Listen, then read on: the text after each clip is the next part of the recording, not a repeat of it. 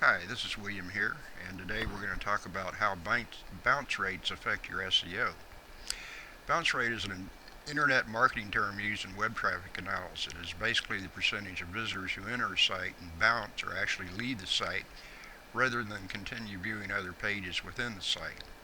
Let's discuss in more detail how bounce rate affects your SEO. Bounce versus session timeout. A bounce occurs when a website visitor only views a single page on a website. In other words, a visitor leaves a site without visiting any other pages prior to specified session timeout occurring. Since there is no industry standard minimum or maximum time by which a visitor must leave in order for a bounce to occur, because this is actually determined by the session timeout of the analytics tracking software, such as Google Analytics. A commonly used session timeout value is 30 minutes. In this case, if a visitor views a page, doesn't look at another page, and leaves their browser idle for longer than 30 minutes, they will register as a bounce. If the visitor continues to navigate after this delay, a new session will be started up.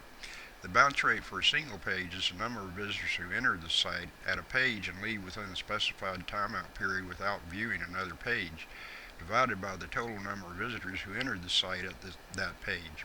In contrast, the bounce rate for a website is the number of website visitors who visit only a single page of a website per session, divided by the total number of website visits.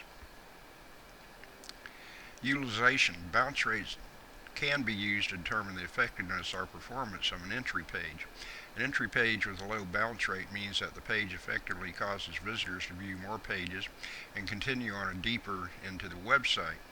As Inc.com article stated, a rule of thumb is a 50% bounce rate is average. If you surpass 60%, you should be concerned.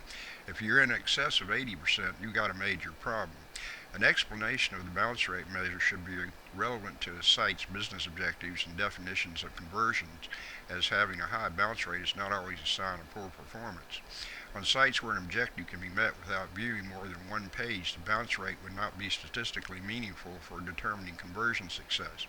On the other hand, the bounce rate of an e-commerce site could be interpreted in correlational statistics with the purchase conversion rate, providing the bounces are considered representative of visits where no purchases were made.